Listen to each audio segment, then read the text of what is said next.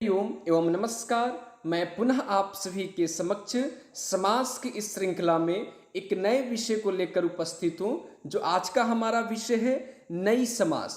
नई समास को प्रारंभ करने से पूर्व आपसे यह आग्रह है, इस वीडियो को अंतिम तक देखें और इसी समास से संबंधित कुछ अंतिम में प्रश्न दिए गए हैं और उन प्रश्नों को खुद से करें और उसी के नेक्स्ट स्लाइड में उसी के उत्तर भी दिया गया हुआ है, तो इन उत्तर का मिलान अवश्य करें। तो आइए हम सभी नए समास को प्रारंभ करते हैं। जैसा कि आपको स्क्रीन पर दिख रहा होगा, नई समास के भी दो भेद होते हैं, एक नई तत्पुरुष और एक नई बहुब्रीहि होता है। इसमें समझने योग्य बात यह है कि जहां कहीं भी नई समास में न के साथ यदि उत्तर पद का पहला वर्ण यदि स्वर हो तो वहां पर अन जुड़ता है, और यदि नई समास के न के बाद यदि उत्तर पद का पहला वर्ण यदि व्यंजन हो तो उसके साथ अ जुड़ता है। आइए इस चीज को हम ध्यान से पढ़ेंगे और अच्छे समझने का प्रयास करेंगे।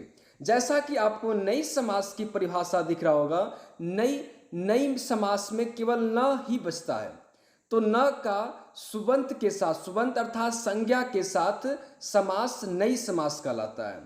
दूसरा नियम इसका क्या है हम देखेंगे, जहां कहीं भी उत्तर पद यानी उत्तर पद का अर्थ की प्रधानता हो वह नई तत्पुरुष होता है, और जहां कहीं भी नई तत्समास में यदि अन्य पद की प्रधानता हो तो वो क्या कहलाता है, वह नई बहुब्रीहि समास कहलाता है।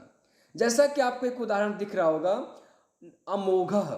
अब यहाँ पर इसका विग्रह करेंगे तो हो जाएगा, नई समास में विग्रह करते वक्त क्या होता है, हमेशा न जुड़ेगा। और मोघ क्या है यहाँ पर वह शुबंत है, तो न मोघः अमोघः। यहाँ पर आप देख रहे हैं कि यहाँ पर अर्थ की प्रधानता हो रही है, तो अर्थ की प्रधानता जहाँ कहीं भी होगी वहाँ पर वह नई तत्पुरुष होगा। और दूसरा उदाहरण देखेंगे, अपुत्रः। जब इसका विग्रह करेंगे तो क्या हो जाएगा, न पुत्रः। न क्या है, न नई समास का अंश है, न बचा हुआ है, अवशिष्ट बचा हुआ है, और पुत्रः क्या है, यह शुबंत यानी संज्ञा पद है।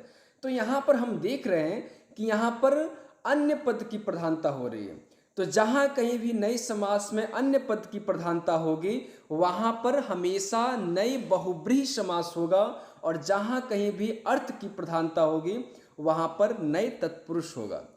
आइए इसके उदाहरण को देखते हैं। जैसा कि आपको नियम दिख रहा होगा कि न यानी नई समास के बाद यदि नई में यानी नई समास में केवल न बचता है, तो न के बाद यदि स्वर वर्ण रहे तो न का अन हो जाता है। जैसे हम कुछ उदाहरण देखेंगे, न अश्वः।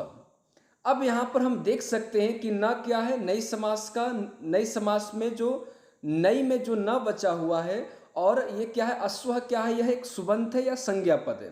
अब आपको दिख रहा होगा कि अश्वः का जो पहला वर्ण है, प्रथम जो वर्ण है वह क्या है, अ है, और अ क्या होता है, स्वर होता है। तो जहां कहीं भी न के साथ यदि स्वर होगा तो वहां पर अन जुड़ जाएगा, तो हो जाएगा न अश्वः अनस्वः। वैसे दूसरा उदाहरण देखेंगे हम सभी, न ईश्वरः।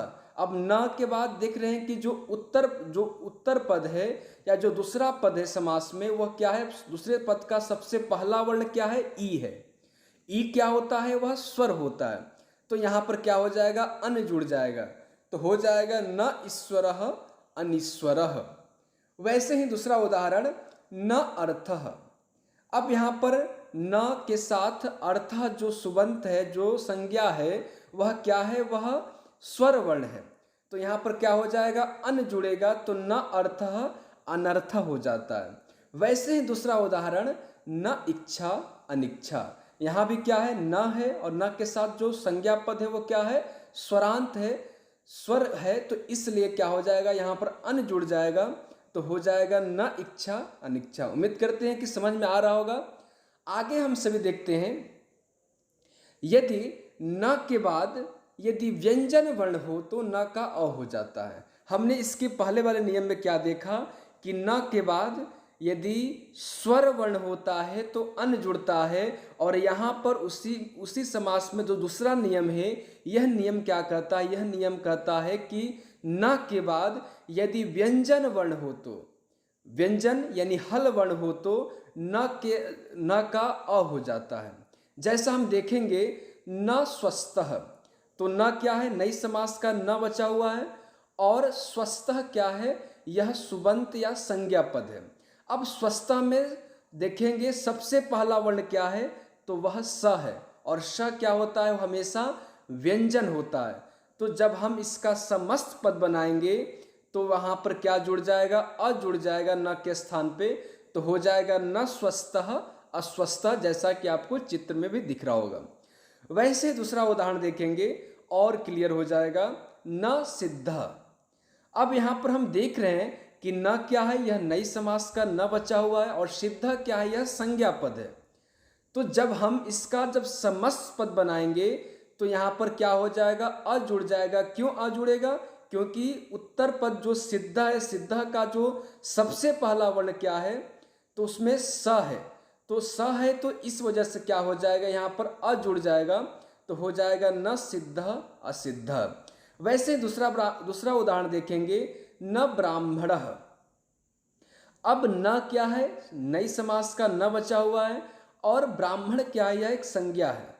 तो संज्ञा पद जो है ब्राह्मण उत्तर पद का, उसका पहला वर्ण क्या है, व्यंजन है।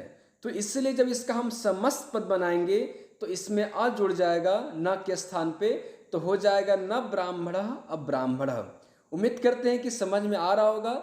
आगे हम इसी समास से संबंधित कुछ प्रश्न दिए गए हैं। जो पहला प्रश्न है, न न्यायः, न प्रियः, न सुंदरः, न उपस्थितः, न उचितः।